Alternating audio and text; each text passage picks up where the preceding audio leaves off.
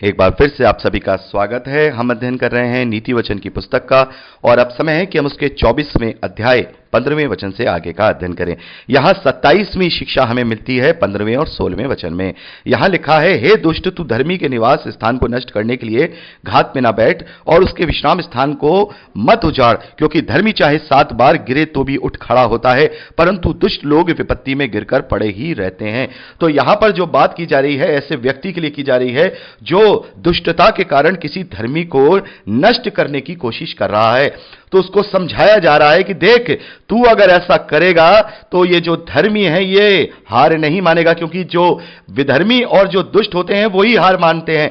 जो धर्मी होते हैं वो 7 बार गिर के भी उठते हैं, क्योंकि उन्हें अपने परमेश्वर पर भरोसा है और तू उनका कुछ नहीं बिगाड़ सकता। यही बात हम शैतान को बोलेंगे कि शैतान दुष्ट, तू मेरे निवास को, मेरे इस डेरे को नष्ट करने की घात में मत बैठ, इस धरती के जीवन को नष्ट करने की घात में मत बैठ और उस विश्राम स्थान को यानी अनंत जीवन को मत उजाड़ने की कोशिश कर, क्योंकि यदि तू मुझे 7 बार भी गिराएगा, हालेलुया, यदि तू मुझे 7 बार भी गिराएगा तो मैं तो भी उठ खड़ा होऊंगा। मैं बुद्धिमान हूं, मैं मूर्ख नहीं जो एक विपत्ति में आकर गिर कर रोता रहूं।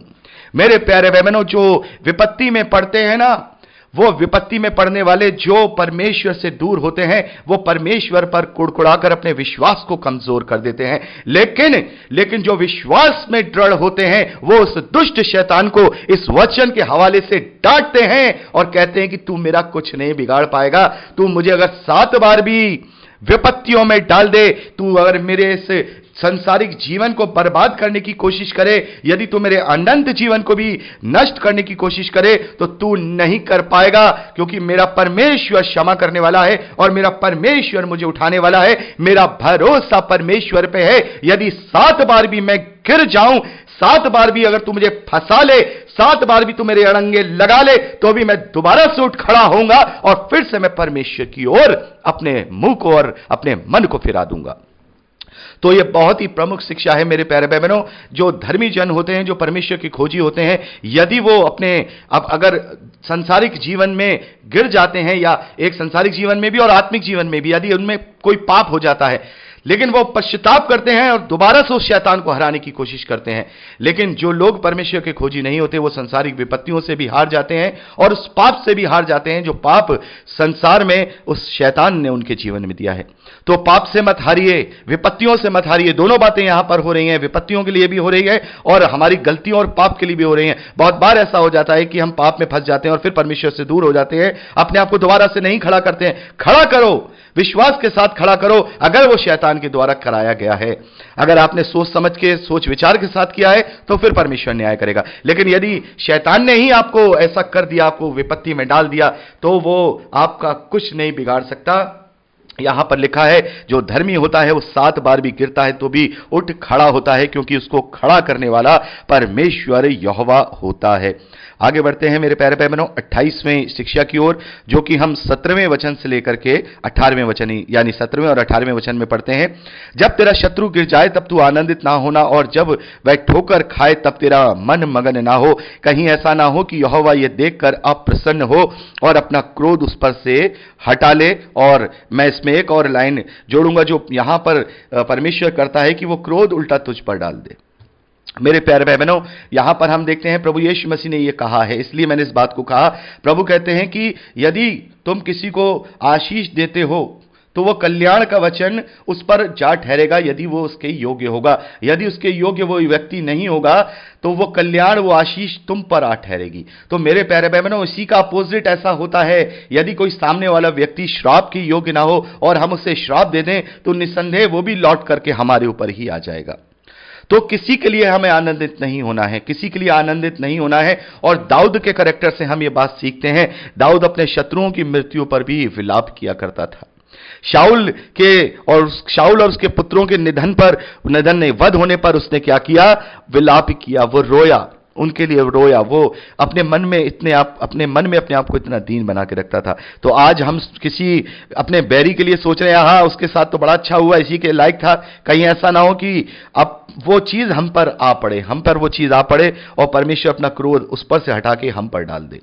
तो कभी भी किसी अपने शत्रु से या किसी भी दूसरे व्यक्ति की हानि पहुंचती हुई देखकर कभी भी प्रसन्न मत होइएगा, बल्कि उसके लिए दुआ कीजिएगा, उसके लिए प्रार्थना कीजिएगा कि प्रभु इसके मन को फिरा, ये अपने सही मार्ग को पहचान पाए और प्रभु अपने क्रोध को तो उसके ऊपर से हटा, तभी हम सही मायने में प्रेम करने वाले मसीह विश्वासी कहलाए जाएंगे। आगे बढ़ते हैं 29वीं शिक्षा की ओर, जो कि 19वें और 20वें वचन में हमें मिलती है। यहां लिखा है, कुकर्मियों के कारण मत कुढ़, दुष्ट लोगों के कारण डाह ना कर, क्योंकि बुरे मनुष्य का अंत में कुछ फल ना मिलेगा। दुष्टों का दिया बुझा दिया जाएगा। मेरे प्यारे भाई बहनों, यह शिक्षा हम पढ़ चुके हैं। अब यहां 3 बातों को मिलाकर के एक साथ शिक्षा दी गई है कि कुकर्मियों के कारण मत कुढ़ो, कि वो जब तुम पे विपत्ति करते हैं, यहां 2 बातें आ रही हैं, जब वो तुम्हारे ऊपर उत्पीड़न करते हैं, तुम्हें विपत्तियों में डालते हैं तब भी, जब वो फलते फूलते हैं तब भी, या वो तुम्हें किसी तरीके से परेशान करते हैं तब भी, किसी कारण उनसे मत कुड़ो, दुष्ट लोगों का कारण डाह मत करो, क्योंकि बुरे मनुष्य को अंत में कुछ फल ना मिलेगा, उनका दिया बुझा दिया जाएगा, यानी उनके जीवन का दिया बुझा दिया जाएगा। उन्हें अंत जीवन में कुछ भी नहीं दिया जाएगा, बल्कि उनके भाग में जो गंधक की झील है वो आएगी। आगे बढ़ते हैं मेरे प्यारे भाई बहनों। अंतिम और 30वीं शिक्षा यहां 21वें और 22वें वचन में हम पढ़ते हैं, हे मेरे पुत्र, यहोवा और राजा दोनों का भय मानना और बलवा करने वाले के साथ ना मिलना, क्योंकि उन पर विपत्ति अचानक आ पड़ेगी और दोनों की ओर से आने वाली विपत्ति को कौन जानता है। तो मेरे प्यारे भाई बहनों, यहां पर हमें यह बताया जा रहा है कि हमें परमेश्वर की आज्ञा पर हमें अपने आप को चलाना है। और राजा, क्योंकि उस वक्त जो राजा हुआ करता था वो परमेश्वर का अभिषिक्त हुआ करता था, लेकिन आज हमारा राजा प्रभु यीशु मसीह है। तो हम इस वचन को इस तरीके से कहेंगे कि हम परमेश्वर की आज्ञाओं को, प्रभु यीशु मसीह की आज्ञाओं को अपने जीवन में लेकर के चलें, बलवा करने वालों के साथ ना रहें, क्योंकि उन पर विपत्ति अचानक आ पड़ेगी। क्योंकि जो बलवा करने वाले हैं उन पर विपत्ति अचानक आ पड़ेगी। और आज के परिवेश में हम देखें, वो विपत्ति रैप्चर के रूप में और परमेश्वर के क्रोध के रूप में है। लेकिन जब परमेश्वर अपने लोगों को लेने आएगा, तब वो लोग जो उसके योग्य होंगे उसके साथ उठाए जाएंगे, लेकिन जो बचे रह जाएंगे उनके लिए बहुत बड़ी विपत्ति होगी और वो अचानक से उन पर आ पड़ेगी। तो मेरे प्यारे भाई बहनों, परमेश्वर का कोटि कोटि धन्यवाद है। यहां पर हमने 30 प्रमुख जो शिक्षाएं यहां अलग से राजा सुलेमान ने कोट की थी, उन्हें हमने पढ़ा, उन्हें समझा और उन्हें अपने जीवन में हमने ग्रहण किया। मैं परमेश्वर का धन्यवाद करता हूं। तो यहां पर हमने 24वें अध्याय 22वें वचन तक अध्ययन कंप्लीट किया है और एक पड़ाव यहां पर हम देखते हैं कि पूरा होता है।